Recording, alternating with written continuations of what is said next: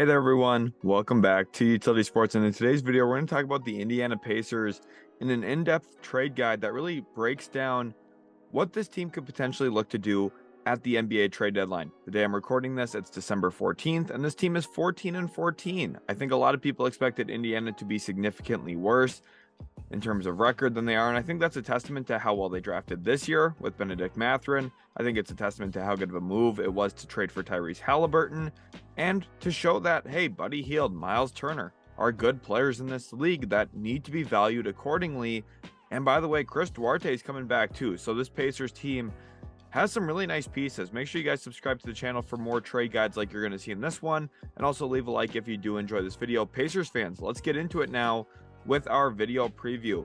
The tradable players and the contract situations are really one of the most important things when it comes to trades in the NBA. The 125% rule really dictates what players are movable, immovable in a lot of ways. And December 15th is the big day that about 89% of the league becomes tradable.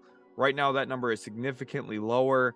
Not as many deals can get done right now. So we're a day away from the time this is going to come out. We're going to look at the draft pick situation for Indiana. They have one of the better draft pick situations in the entire NBA right now. I think they're in the top 7 or 8 in terms of positioning moving forward. Long-term cap space, again, another really good job by Kevin Pritchard, one of the key decision makers there in Indiana to position this team to have long-term cap space. Now, had they signed DeAndre Ayton this offseason, that long-term cap space would not be there for them, but they had cap space this offseason to even give him an offer sheet. So they've done a good job positioning themselves. We've seen them be aggressive in the past. It hasn't panned out for them yet, but I think aggression is still in the cards here for Indiana. And we're going to look if they're going to be a buyer or a seller. I think beginning of the year, everyone would have said, hey, this team's selling. Well, they're right now right in the thick of things in the Eastern Conference. They're 7.5 games back of first, but again, they're only 7.5 games back or ahead, of last. So one bad week could put Indiana deep into the trenches. One good week could really elevate them into maybe a top 4 or 5 seed. So it's tough to really break down where Indiana is right now, just because we are only 28 games into the season. And I'm going to give my projected activity level. I still think I have a good clue on what Indiana should do. And I'm going to give kind of my own thoughts on what I would do, which I typically don't as much in these videos. But I think Indiana is one of those teams that needs a little bit of extrapolation outside of just theoretical guessing. And for me, when I look at them, there's clear evidence on what I think I would do. But let's get into it here now with some tradable players. And of course, you guys knew these two players were going to be on the screen here. Myles Turner, Buddy Hield. They've been at the center of attention the last 6 to 12 months, honestly. They've been the hottest names on the trade market basically since Buddy Hield landed in Indiana. I think a lot of people started doing the math, putting the numbers together and said, hey, $38 million is pretty darn close to what Russell Westbrook makes, and that 125% rule works out pretty well there. So, of course, there's been a lot of drama about Myles Turner and Buddy Hield. I actually have their names backwards here. Buddy Hield is not on a one-year, $18 million deal. That's actually Myles Turner, excuse me. That was a little typo in the graphic. Buddy Hield is on a 2-year, $40 million deal. So because of that, since Buddy Hield is not expiring, if Indiana were to trade in the team getting him, probably the Lakers would have him for another year. Now, the dilemma here with Myles Turner is he's playing pretty well, and he's an unrestricted free agent at the end of the season, which makes it hard for me to know if Indiana is going to be able to retain him.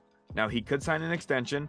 He hasn't done that yet. I think both sides are open to it from everything I'm hearing out of Indiana's camp, but it isn't done yet. So the fact that Myles Turner is going to be entering free agency this offseason, I think does put a little bit of pressure here on Indiana to either get a deal done with him or a deal done with another organization. I think for them, the biggest loss that they could make here is go into the offseason, lose him for nothing, and then you're kind of at a tough spot where I think right now they have a really good core. Myles Turner and Buddy Hield really fit that core. There's a lot of chemistry between Hield and Halliburton. I mean, so many of Hield's threes, especially in transition, come from Halliburton assists and hit-ahead passes. So for me, it's hard to say I want to get rid of these guys because they both really fit well with the best player on the team, which is Tyrese Halliburton. But at the same time, you do risk within 2 years, neither of them being on your roster, and you really didn't recuperate anything for them, which is the one danger point here, especially for Indiana, a team that it's a great basketball state and honestly a phenomenal market in terms of the actual fan base that's there. I really believe that Indiana's got some of the best fans in the world. The issue, though, is it's not the most financially beneficial market. You know, there's not as many TV deals, shoe deals coming for Indiana players. That's just, quite frankly, the honest truth. So Myles Turner, Buddy Hield, would they prefer to play in LA or Miami? Potentially. Daniel Tice, he's on a 3-year, $27 million deal with a team option in that third year that no team in the NBA would accept, besides maybe the Boston Celtics, because you know they love Daniel Tice. But $9 million a year, very easy contract to move off of. Now, it might take Indiana a second-round pick to get off of him, and you might be saying, well, why would Indiana want to do that right now? They're kind of in asset acquisition mode. We'll talk about that very soon here, but I think Daniel Tice could be a name to watch, as is TJ McConnell.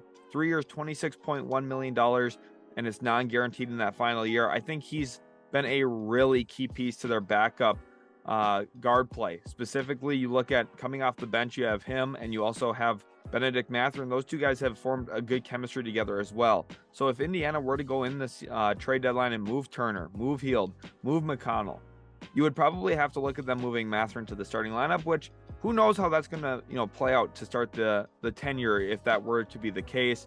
Mathurin's been playing so good off the bench. I think they would prefer to keep him off the bench. So do they really want to move off of McConnell at this point too, who is playing really well next to him? And I think those two guys have been a really good kind of staple together in the backcourt. And then Goga Bitadze, former first-round pick, famous for being the guy not getting interviewed next to Zion Williamson during the draft combine stage of his draft process. And I was really hoping he would make people pay for that. He just really hasn't. Goga Bitadze is a player who just hasn't adjusted as well to the NBA as I thought.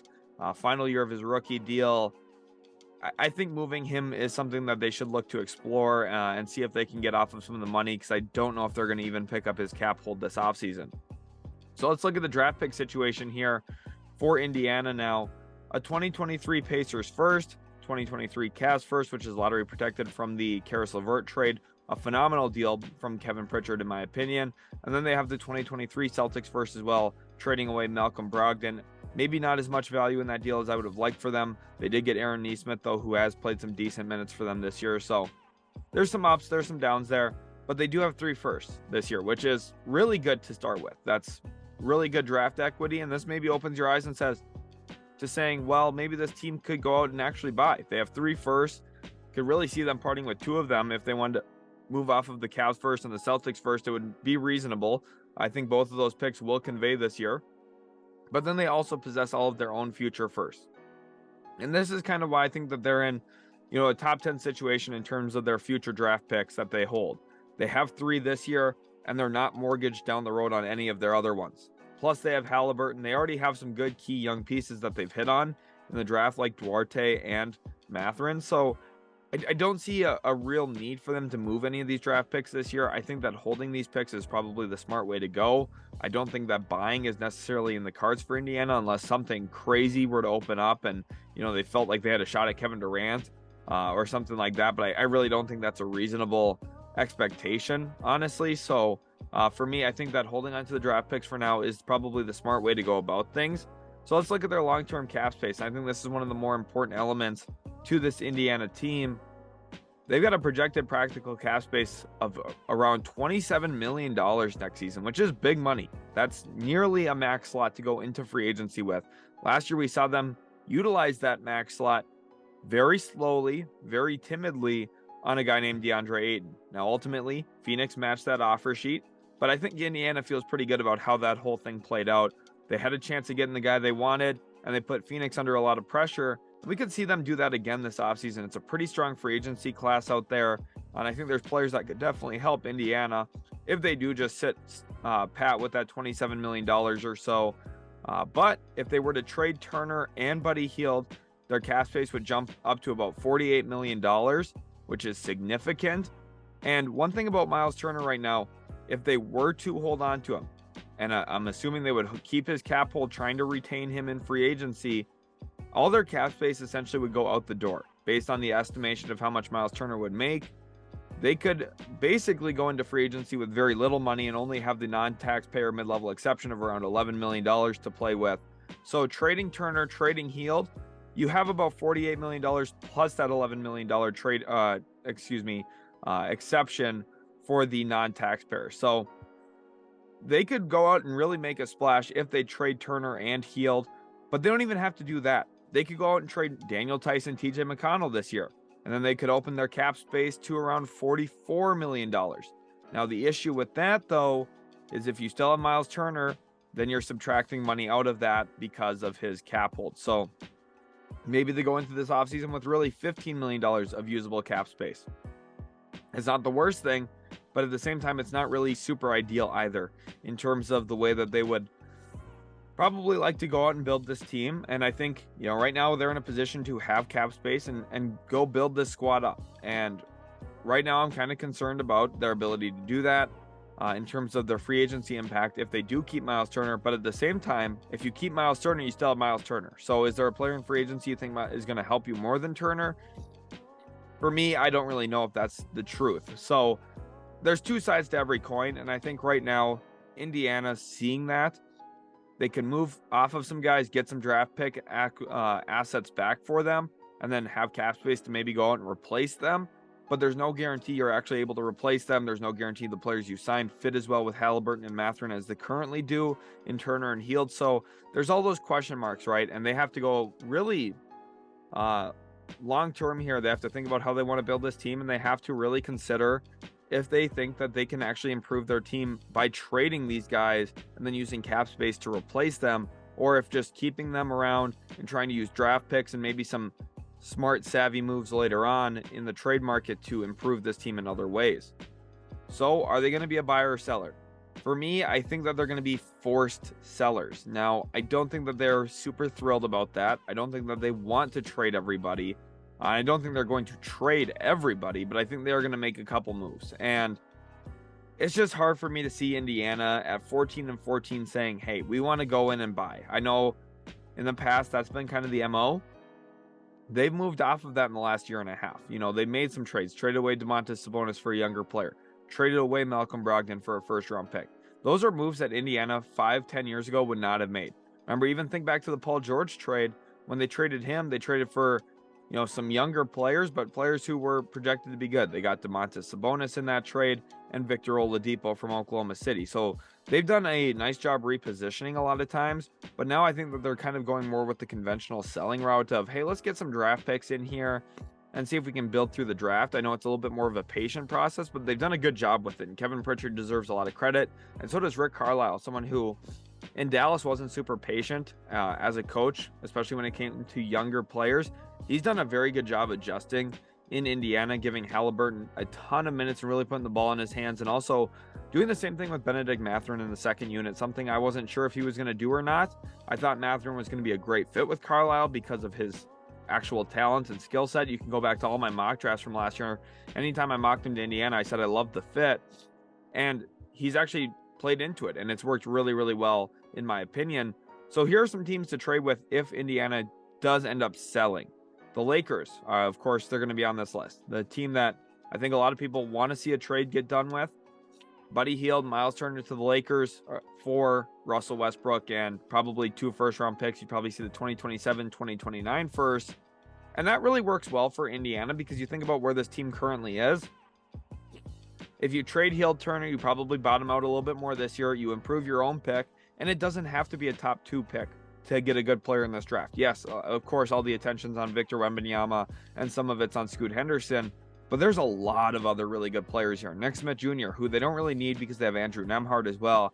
I should have mentioned him earlier in this video because he's a very nice young player out of Gonzaga who's playing better than I thought he would in the NBA, to be completely honest about it. They have, a lot of good young pieces. They don't need to necessarily get a top 2 pick. Maybe they could come away with a guy like Dylan Mitchell, who I know a lot of people are a little unsure about. I think he'd be a great fit next to Haliburton with his ability to play off the basketball. Maybe a guy like Brandon Miller, if their pick's a little bit higher than that Dylan Mitchell range. You could see maybe a guy like Cam Whitmore, who I think would be awesome in Indiana next to Mathurin. They have options, right? It doesn't have to be a top 2 pick. So selling now, improving your pick and getting some future assets, and then using free agency money to improve definitely is a reasonable outcome. Then the Dallas Mavericks have TJ McConnell on their radar, a team that, hey, they've signed Kemba Walker. That's not going to get the job done. TJ McConnell kind of gives them what they need. A pesky point guard who's going to be able to run a second unit. He's done that really, really well.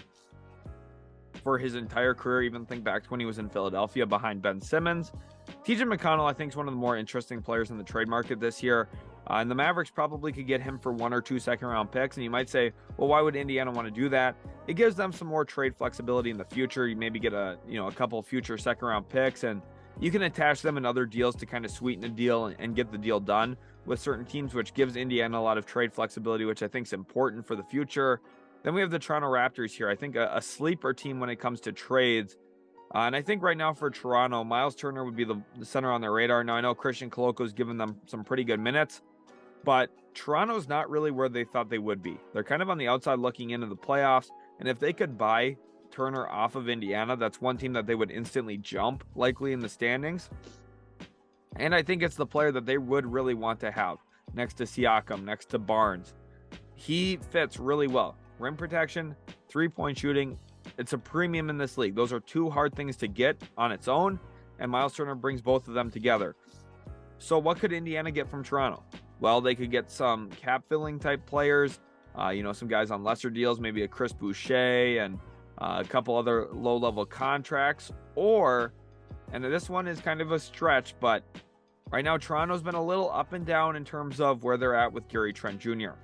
and where they're at with OG Anunoby. Now, I'm not saying that Indiana's going to get one of those guys, but I think that they should at least explore discussions in that realm where, hey, what would it take if we give you Turner, you give us Gary Trent Jr., who has to give up more stuff there? I think that's a really tough discussion to have. And I think if Indiana really wanted to play a dangerous game, you call Toronto and say, hey, we'll give you Myles Turner, we'll give you maybe that Celtics first rounder or the Cavs first round pick this year, and we want OG Anunoby back. It's a really aggressive way to play for Indiana, but with 3 first round picks this year, I think that they have some leniency here to maybe make a move like that. And OG Anunoby is the guy that I would really love to see him in Indiana. He leads the league in steals right now. He's an awesome offensive player that I think if he had a bigger role somewhere, he's capable of averaging 20 plus points a game efficiently, especially next to a Halliburton. Kind of would have your 1, 2, 3 set for the future with Halliburton, Mathurin, and also then at that point Anunoby. You have a lot of length, size, and a lot of versatility, honestly, between those 3. Then I think the Los Angeles Clippers are a sleeper team here as well in a deal for Myles Turner. They have some of their picks back in the future. They can essentially offer any offer as good as the Lakers can when it comes to making a trade for Myles Turner. The Clippers have done a really good job navigating their flexibility in the past. You look at some of their moves, like when they brought in Marcus Morris, they have a lot of contracts that would work to match with Myles Turner here. They have some interesting young players in Brandon Boston, Jason Preston, guys that maybe Indiana would say, hey, we wouldn't really hate bringing in one of those players right now. So I think there's some optionality there for Indiana, although I think the Clippers are kind of one of those, teams that probably doesn't get a deal done, but I think there could at least be discussions. And then Chicago's another really interesting one here for me. Chicago does have some draft picks. They do have a couple of them. They look at, they have the Portland pick this year, and they have some of their far off future first. And why would Chicago not at least explore a Nikola Vucevic salary dump with some draft pick acquisitions or draft pick assets, for Myles Turner and Buddy Hield? The money works out pretty well. Myles Turner's significantly younger than Nikola Vucevic. Buddy Hield would be a really nice fit next to some of their already current guard play that they have. I think that they need a real movement shooter there. This is maybe one of the few ways I could see Chicago fixing their situation. Now, they owe their first round pick this year to Orlando, so they don't have real reason to go off and sell. That pick that they owe to Orlando is top 4 protected. So, if something really went awry and Chicago ended up picking top 4, they'd have their pick. But ultimately here, Indiana, I think, could actually have some discussions with Chicago. Again, another team that I don't think a lot of people have really looked at as a trade partner for Indiana. But when I was kind of prepping for this video, I thought, hey, Chicago, they have kind of an interesting offer if they were to include some of those draft picks. And Indiana here, again, with their position right now, they've got 3 firsts this year. They have all their future firsts. I really think trading for some far out future firsts is not a bad route for this team, especially if they feel confident that they can get at least 1, maybe 2 guys in free agency to at least offset some of their losses in trading one of either Turner or Hield or even maybe a TJ McConnell in a smaller move. So my projected activity level for this team is timid activity. I think there's going to be a lot of discussions. I think they're going to talk with a bunch of teams, and I see maybe 1 or 2 moves. Maybe. I think that Indiana is going to be a team that waits until the buzzer, and they're going to really weigh all of their options, and they're going to be content if they don't make a trade. They're going to be. If they don't feel like they're getting what they should for Myles Turner and or Buddy Hield and or TJ McConnell, they're not going to force anything. They're just really not. But if they feel like, hey, this is an offer that's like really strong and could really help us down the road, I think that they're going to take some real strong consideration to it. So Indiana, I think, is a team that could pivot, go a bunch of different ways, which is really what you want at all times in the NBA. You want maximum flexibility. The more flexibility you have, the better you can react and adjust to things on the fly. Indiana's in a great position to do that right now. So I think at the trade deadline, that's how they're going to be functioning. They're going to pivot if they feel like there's an offer there that they need to take. And if they don't get one, they're just not going to take one. So I think timid activity is really the most realistic outcome for this Indiana team. Hopefully you guys did enjoy this video. If you did, make sure to leave a like and subscribe for more. Thank you so much for watching. I really hope you did enjoy this video. It's a lot of fun to record talking about the Indiana Pacers. We're going to have more trade guides up on the channel as well, so make sure to go check those out. Hit that like button, subscribe for more, and we'll catch you in the very next Utility Sports video.